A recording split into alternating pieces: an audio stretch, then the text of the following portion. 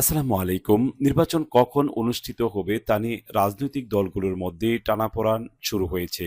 বিএনপির পক্ষ থেকে নির্বাচন দ্রুত অনুষ্ঠানের দাবি জানানো হচ্ছে। এমন পরিস্থিতিতে নির্বাচন কখন হবে তা জানিয়েছেন অন্তর্বর্তী সরকারের প্রধান উপদেষ্টা ডক্টর মোহাম্মদ ইউনূস। বিস্তারিত জানতে ভিডিওটি শুরু থেকে শেষ পর্যন্ত সাথে থাকুন। আর আপনি যদি এই চ্যানেলে নতুন হয়ে থাকুন তাহলে আপনাকে ছোট্ট অনুরোধ করব চ্যানেলটিকে সাবস্ক্রাইব করে পাশে থাকার জন্য। আর ইতিমধ্যেই যারা চ্যানেলটিকে সাবস্ক্রাইব করেছেন তাদেরকে অসংখ্য ধন্যবাদ। চলুন বিস্তারিত জানা যাক। নির্বাচন কখন অনুষ্ঠিত হবে তা নিয়ে রাজনৈতিক দলগুলোর মধ্যে টানাপোড়েন শুরু হয়েছে। বিএনপির পক্ষ থেকে নির্বাচন দ্রুত অনুষ্ঠানের দাবি জানানো হচ্ছে। এমন পরিস্থিতিতে নির্বাচন কখন হবে তা জানিয়েছেন অন্তর্বর্তী সরকারের প্রধান উপদেষ্টা ডক্টর মোহাম্মদ ইউনূস।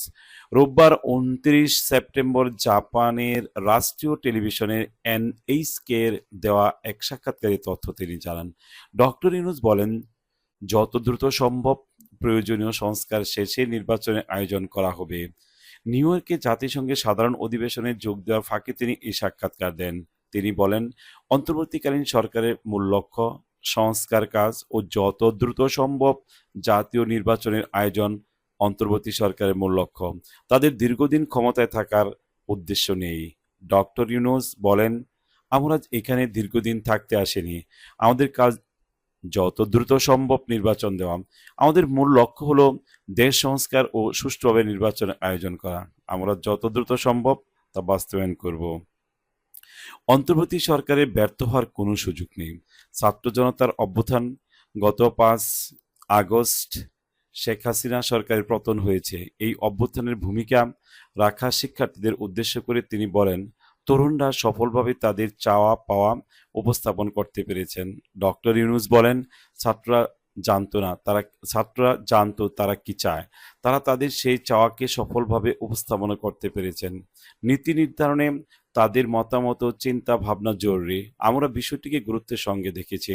এর আগে সম্প্রতি রয়টার্সকে দেওয়া এক সাক্ষাৎকারে ডক্টর মোহাম্মদ ইউনূসের নেতৃত্বাধীন অন্তর্বর্তী সরকারের প্রতি সমর্থন অব্যাহত রাখার কথা জানান সেনাবাহিনীর প্রধান জেনারেল ওয়াকারুজ্জামান। তিনি বলেন, দেশে চলমান সংস্কার সম্পন্ন করতে অন্তর্বর্তীকালীন সরকারের পাশে থাকবেন, তাতে যাই হোক না কেন। এছাড়া আগামী ১৮ মাসের মধ্যে যেন নির্বাচন অনুষ্ঠিত হতে পারে সে ব্যাপারেও তিনি সহযোগিতা করবেন বলে জানিয়েছেন। সেনাপ্রধান জেনারেল ওয়াকারুজ্জামান বলেন, যাই হোক না কেন আমি ডক্টর মোহাম্মদ ইউনূসের পাশে থাকব, যাতে তিনি তার মিশন সম্পন্ন করতে পারেন।